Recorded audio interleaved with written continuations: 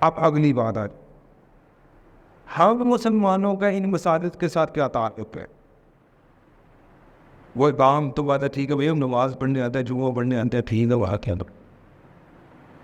سب سے پہلے بڑی بات سمجھ، ہم نے کسی بات کو بھی چیک کرنا ہے تو ہمارے پاس معیارات دو ہی ہیں، اللہ کی کتاب قرآن اور نبی اکرم صلی اللہ علیہ وسلم حدیث، اور اس کے پاس صحابہ کو بلاؤ. کوئی بھی کام چیک کرنا ہے تو ہم نے وہاں سے رہنمائی حاصل کرنی ہے. تو بات کو ذرا، جس بات کو سائڈ پر رکھ کر تھوڑا سا اس کو عقلی طور پر سوچنا ہے اور نقلی طور پر قرآن و حدیث سے رہنمائی حاصل کرنی ہے کہ کیا نبی اکرم صلی اللہ علیہ وسلم کے دور میں مساجد کے باہر فرقوں کی تختیاں لگی ہوئی تھیں؟ مسجد نبی کے باہر آج بھی تختی نہیں لگی. مسجد الحرام کے باہر آج بھی تختی نہیں لگی. مسجد قباء کے باہر آج بھی تختی نہیں لگی کہ فلاں مسجد کے بعد فلاں نہیں، مسجد نبی فلاں نہیں، مسجد الحرام فلاں نہیں. یہ جب تک ہم نے مساجد کے باہر سے فلاں مسجد فلاں والا نام نے نہ ہٹایا تو ہماری مسجد سے خیر کی آواز نہیں آتی. یہ بات سننے میں بڑی سادی لگتی ہے، لیکن خدا کی قسم ہر مسجد کے باہر لکھا ہے. مجھے ایک مسجد بتا دیں جس کے باہر مسجد کا نام اور ساتھ وہ دم چھلا نہیں لگا ہوا. یہ جب تک دم چھلے نہیں نہ اتاریں گے اور پھر چیک کر لیں الیوم اکملت لکم دینکم، نبی اکرم صلی اللہ علیہ وسلم دین مکمل کر گئے ہیں، آپ اس میں کوئی چیز کا اضافہ نہیں ہو سکتا، کوئی چیز باہر نہیں دے سکتے. جب تک یہ تختیاں باہر نہیں نہ نکالیں گی تو پھر بلا کیا ہوگا؟ کفار مسلمان دوسری مسلمان کی مسجد میں نہیں جاتا. بھائی یہ فلاں کی مسجد ہے، وہ کہتا ہے یہ فلاں کی مسجد ہے، وہ کہتا ہے یہ فلاں کی مسجد ہے. جب تک یہ تختیاں نہیں اترے گی نا فرقوں کی، تب تک مسلمان ہی نہیں بن سکے گا. تو آج تو بڑے بڑے علماء کرام اور بڑے بڑے کہتے ہیں یہ تختی لگانے تو ہمارے سینے کا جو ہے میرے تنگا ہے. اور پھر جب قرآن و حدیث میں چیک کریں تو نہ اللہ کے نبی نے تعلیم دی، نہ صحابہ کرام نے کوئی مسجد لگا کر بھائی تختی پر نام کے ساتھ کوئی گنچھن لگا ہے. اس لیے فرقوں سے جب تک باہر نہیں نکلیں گے، مساجد سے رحمت کی اور اچھائی کی اور یا برائی کی جو اصل تربیت ہے وہ آواز ان کو لگانے. دوسری بات، مسجد کا مطلب کیا ہے؟ مسجد کا مطلب ہے وہ جگہ جہاں پر آ کر بندہ سجدہ کرتا، سجدہ کرنے والی جگہ. سجدہ کرنے والی جگہ کا کیا مطلب ہے؟ مثال بطور ابھی ہم جمعہ کی نماز پڑھیں گے، 2 رکعت یہ پڑھنی، 2 اگر پہلے 2 کم سے کم 2 پہلے بڑی ہوگی، 2 4 اور بعد میں 4 والے 8 میں 16 سجدے ہم کریں گے. کچھ کرنی ہے، کچھ ابھی ہم کریں گے. 16 سجدے کا مطلب بنا کیا ہے؟ سجدہ کرنے کا مطلب یہ ہے کہ ہم سجدہ کر کر یہ اقرار کرنے ہیں کہ یا اللہ میری زندگی میں تیرے سوا کسی کا حکم یا فیصلہ نہیں چلے گا. سجدہ کر کر اقرار سے معاہدہ کر رہے ہیں. ظہر کی نماز ہوگی تو 12 رکعات میں 24، عصر میں 16، مغرب میں جناب میری کتنے ہو گئے 10، عشاء میں 17 اور 34. پوری نمازوں کے سجدے کیلکولیشن کر لیں کتنی دفعہ سجدے کر رہے ہیں، اقرار کر رہے ہیں کہ یا اللہ بس میرے ہاتھ کھڑے ہیں، میرے اس جسم پر، میرے گھر پر، جہاں جہاں میرا اختیار چلتا ہے وہاں پر صرف حکم تیرا چلے گا، میں اپنے آپ کو سرنڈر کرتا ہوں. یہ ہے مسجد، یہ ہے سجدہ. تو کبھی سجدہ کر کے ظہر کی مسام کے طور پر یا جمعہ کی نماز پڑھی، اثر تک نافرمانی کی تو کبھی دل میں ملال آیا تو یار ابھی تو سجدہ کر کے ہوں، رب سے اقرار کر کے ہوں کہ میری مرضی نہیں چلے گی، پھر اپنی مرضی چلا رہا ہوں. عصر کی نماز ابھی آ گیا، مغرب میں پھر مرضی کی. کتنی دفعہ جب بندہ یہ تصور یہ خیال بنا لے گا کہ میں اتنی دفعہ سجدے کر کر رب سے وعدہ اور اقرار کر کے آؤں یا اللہ میرے ہاتھ کھڑے ہیں، میری مرضی نہیں چلے گی، پھر مجھے شرمندگی تو ہونا شروع ہو جائیں گی نا. پھر 1 دن نہیں، 2 دن نہیں، 4 دن نہیں، 10 دن بعد آہستہ آہستہ وہ کیا ہوگا، میری زندگی میں تبدیلی آنی شروع ہو جائے گی. پھر میں رب کا حکم اور نبی کے طریقے پر چلنا شروع ہو جاؤں گا، اپنی مرضی چھوڑ.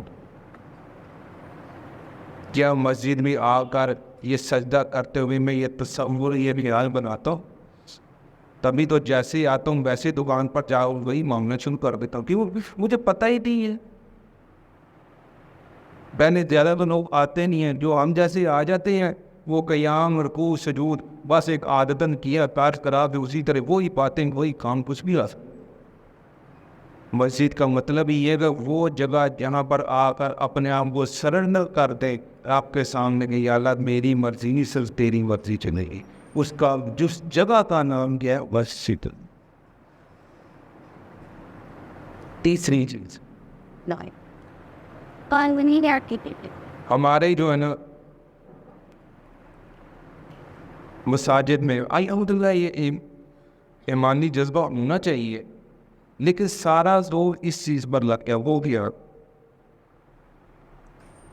وہ یہ کہ ہم مسجد پر لاکھوں کروڑوں میں لگا رہے تھے، اور خصوصاً مینار پر، ممبر پر، محراب پر بڑی مہنگی سے مہنگی ٹائی لگی، مہنگی سے مہنگا میری سنگے بن بن لگائیں گے.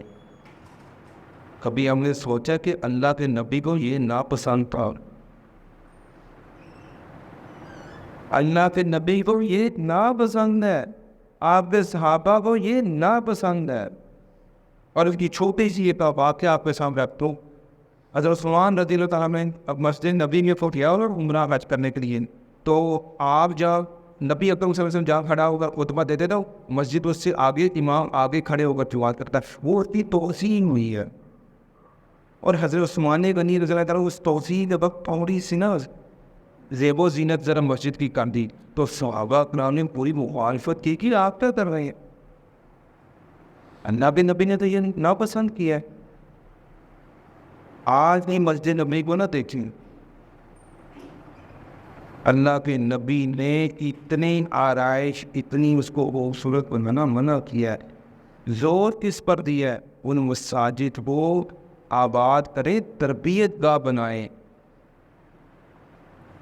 لاکھوں روپیہ لگا دیا، کروڑوں روپیہ مسجد پر لگا دیا، اور جب امام صاحب کی باری آئی تو دیکھو یار 10-12 ہزار بلا مولوی اپنی جگہ میں 15,000. یہ تو شہروں میں نا 10-15 ہزار. ہماری اکثریت ابھی بھی 50% شاید سے زیادہ گاؤں میں دیہاتوں میں رہتی ہے، وہاں کا تو دونوں پر کام چل رہا ہے. گندم آئے گی تو دیں گے، فصل فلاں آئے گی تو دیں گے، چاول گندم مونجی آئیں گی تو دیں گے. اللہ کے نبی نے اس مسجد کو آباد کرنے کا مقصد ہے اس کی تربیت گاہ بنایا جائے. وہ وہاں پر آج کے حساب سے میں صرف اندازاً بات بتا دوں کیوں 50,000 سے زیادہ، لاکھ 1.5-2 لاکھ کا کوئی اچھا عالم دین وہاں پر لاتے جو وہاں پر اس علاقے بھیڑے کی تربیت کرے. مردوں کی تربیت علیحدہ ہو، بچوں کی تربیت علیحدہ ہو، بچیوں کی تربیت علیحدہ ہو، عورتوں کی تربیت علیحدہ ہو. تو اسے جو مقاد پہ فکر ہے، جو ہم کہتے ہیں ہمارا عقیدے کا فرق ہے، عبادات کا فرق ہے، ان کے ساتھ حکمت کو جوڑ کر اس علاقے کو تبدیل کرے. یہ اصل مسجد کا مقصد ہے. مسجد دیکھیں ویران پڑی ہوئی ہے، کوئی مسجد بھی لاکھوں کروڑوں سے زیادہ زمین ڈالیں، اس کی کنسٹرکشن ڈال دیں، میرے آج کے حساب سے کروڑ سے اوپر ہی جائے گا کام چھوٹی سے چھوٹی مسجد میں. اور جب وہاں پر نمازی دیکھے اور امام دیکھے بازی 8,000 رکھے ہیں، 12,000، 15,000، 20,000. یہ ہم دین کے ساتھ مذاق کر رہے ہیں اور جذباتی ہمارا تعلق. دیکھے جی میں مسجد کا متبنی ہوں، میں نے مسجد میں اتنی بوری سیمنٹ دی، اتنی اینٹیں پکوائی ہیں، اتنا یہ کام کیا، اتنا یہ کام کیا. اچھا مسجد کی آباد کرنے تربیت کے لیے کیا، وہ بس ٹھیک ہے 10,000 کا مول میں لینا بس ٹھیک ہے. یہ تو مسجد کا مقصد ہی نہیں تھا. مسجد کا مقصد تربیت گاہ، صرف چھت ڈھانپنے کے لیے مل جائے، جگہ مل جائے، اس کے بعد کام کرے. کام پر کوئی زور نہیں ہے.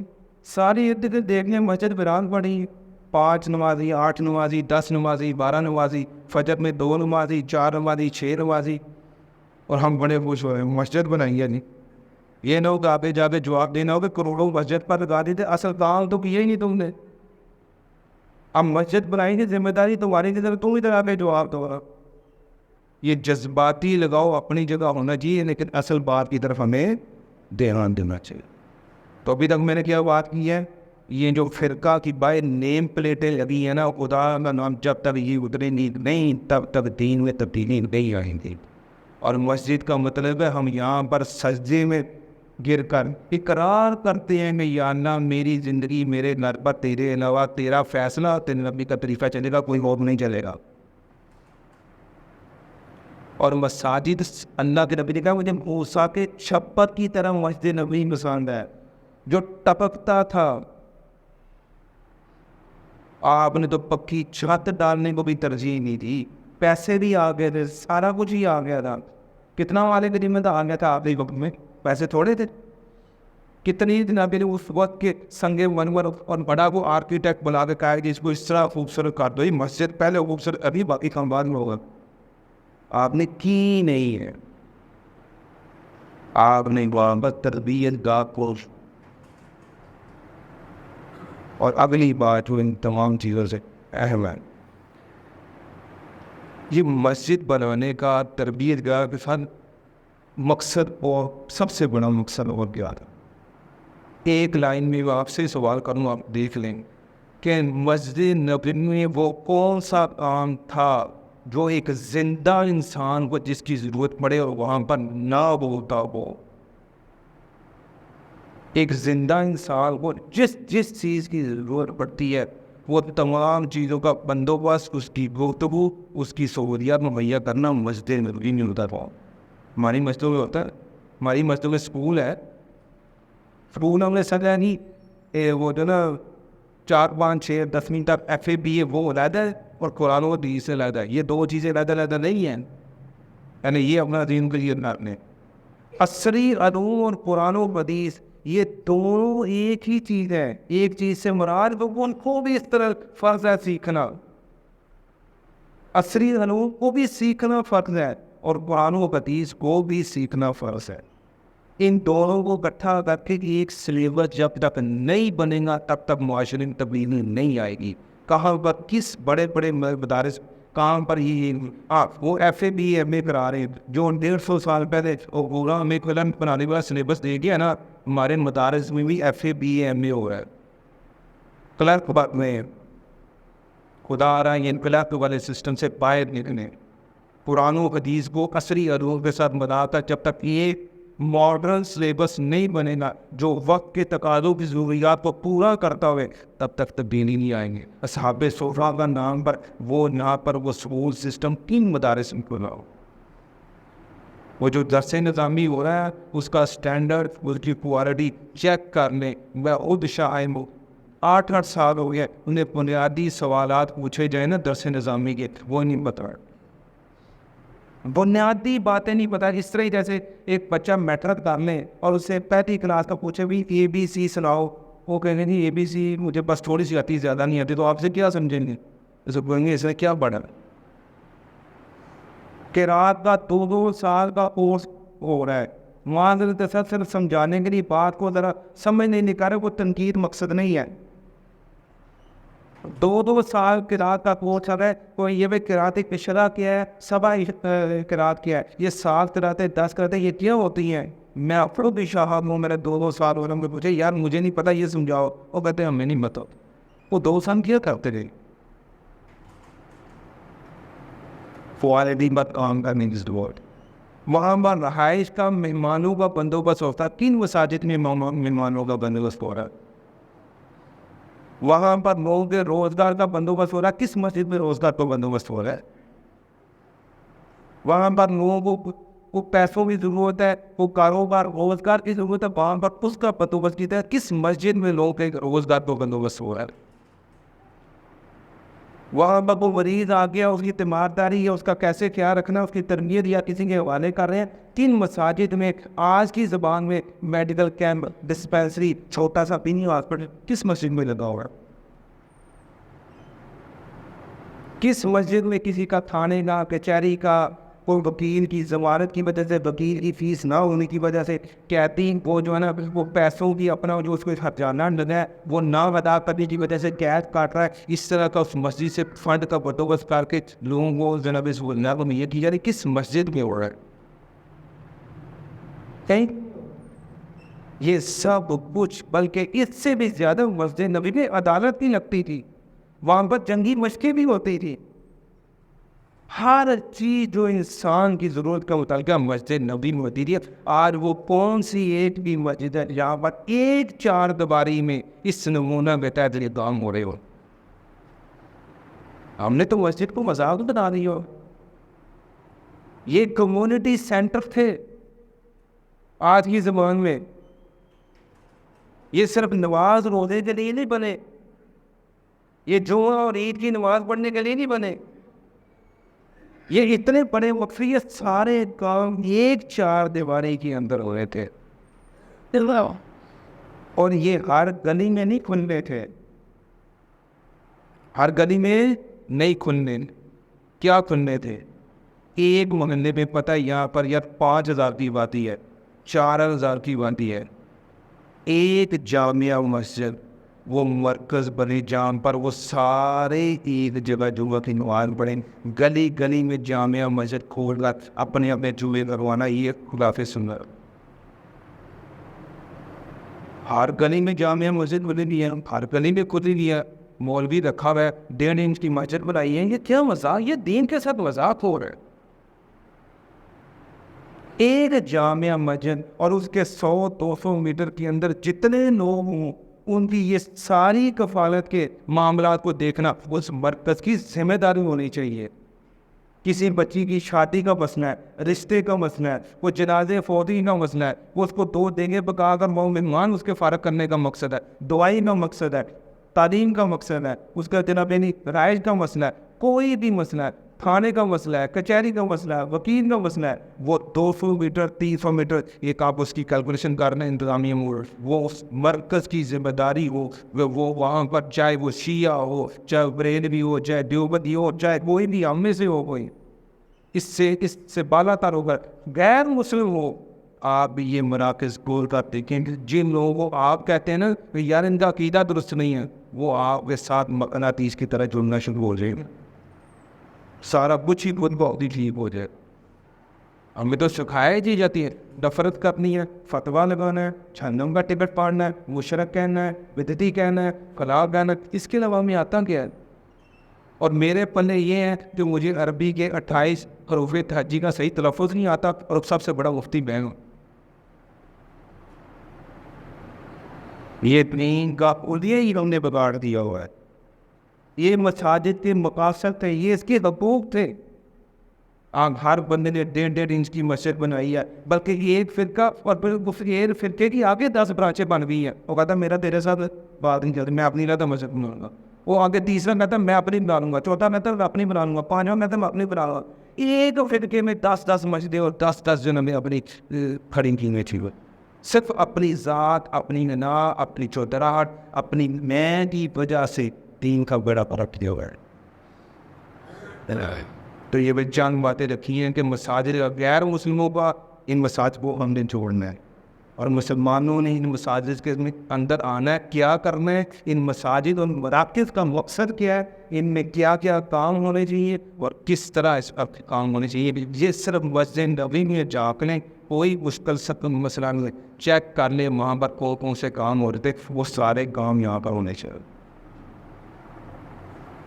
کہ اللہ سے دعا ہے کہ اللہ تعالیٰ یہ مساجد کو حقوق ہے، غیر مسلموں کے ساتھ کیا معاملہ تھا، اور مسلمانوں نے ان مساجد کو آباد کیسے کرنا ہے، اس کو سمجھنے کی، ان مساجد کو سنت نبی کے مطابق آباد کرنے کی، اور اس کے مطابق وہ تربیت کا بنانے کی، اور جتنی انسانی ضروریات ہے اس کے ساتھ اس کو لے کر چلنے کے لیے توفیق عطا فرمائے۔ وآخر دعوانا الحمد للہ۔